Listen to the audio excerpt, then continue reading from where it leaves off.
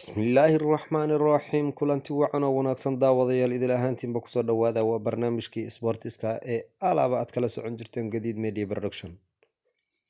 gadiid media production wuxuu kuusoo tabiyaa warar xasaasi ah iyo ciyaaro aad iyo aad loo soo agaasimay ciyaarahaas oo mar walba aad kala socon kartid gadiid media production. fadlan subscribe saar oo like saar oo share gare. gadiid media production waa barta aan ku leenahay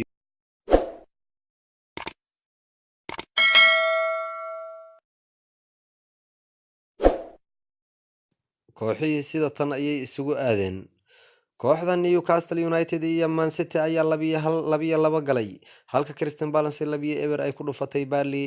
Southampton oo West Ham United oo Chelsea 1-0 ku dhufatay Liverpool oo 2-1 Brighton uga raysay. Tottenham oo 3-2 ku garaacday kooxda Bournemouth. halka kooxaha kaleeto Arsenal iyo Norwich City ay 2-2 galeen, halka Sheffield United iyo Wolves ay 1-1 galeen. Leicester City iyo Everton oo Leicester City ay 2 ku badisay. Man United iyo Aston Villa oo 2-2 galay, halka Man United 2-2 ay la gashay Aston Villa oo Serie B ka timid. kooxaha English Premier League saas ayay isugu aadeen. waatan kooxihii taybolka. Liverpool ayaa 40 dhibcood ku hogaaminaysa, halka Leicester City oo kaalinta labaad soo gashay 32 ay wadato. Man City oo gadaal u dhacdayna 29 ay wadato, halka Chelsea 26 ay wadato. Tottenham oo 20 wadato. Wolves iyo 20. Sheffield United oo 19 wadata. Arsenal oo 19 wadata. 18 Manchester ayaa u dallacday. galabta waxaa isku aaday Manchester United iyo Aston Villa, halkaas oo 2-2 ay ku dhamaatay, halka coachka Manchester United aad iyo aad loogu cabsi qabo in la ceyriyo. kooxda Aston Villa ayaa awood aan caadi ahayn u sheegatay kooxda Manchester United oo maalmahan dambe aad iyo aad looga yaaban yahay oo Serie B-du iska ceyrsato, walow maalmahan dambe ay Manchester United tabar daraysay. kooxda Arsenal ayaa ka badbaaday guul darro aad iyo aad u adkeyd, halka Aubameyang guul darradaas uu ka badbaadiyay kooxda Arsenal. dhibaatada daafaca ee Gunners oo weli taagan iyo Ljungberg oo fashil ku bilowday.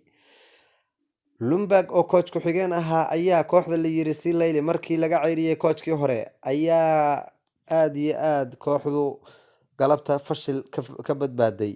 Arsenal oo difaaceedu buda yahay ayaa Norwich ayaa galabtay aad iyo aad ugu tuman gaartay, oo Aubameyang ayaa rigooro intii loo dhigay goolkiibihii markuu qabtay mar labaad loogu celiyay. VAR ayaana u badbaadisay ka badbaadisay guuldarradaas ayaan dhihi karnaa, halka Norwich ay aad iyo aad uga carootay arrintaas ayada ah.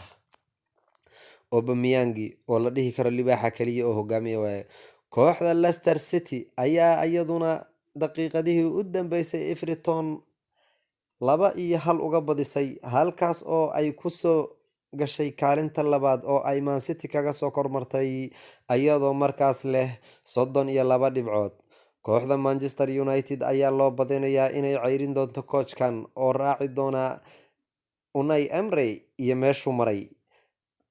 coachkan oo lagu kalsoonaan karin ayaa maalmahan dambe kaalinta 9aad sii marinaya kooxda, walow aad iyo aad looga cabsi qabo in la ceyriyo, haddana Manchester United ay bedelkiisa raadinayso.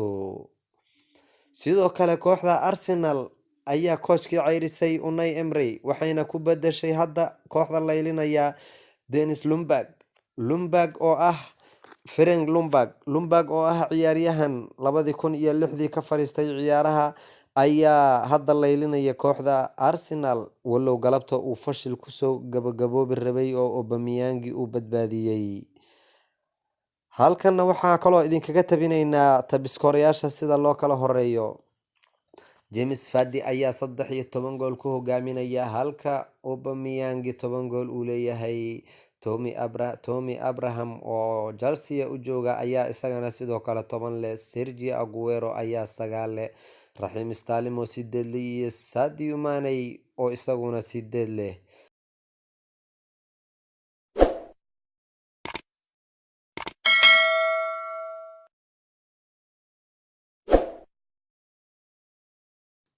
barta aad nagala socotaan waa Gadiid Media Production.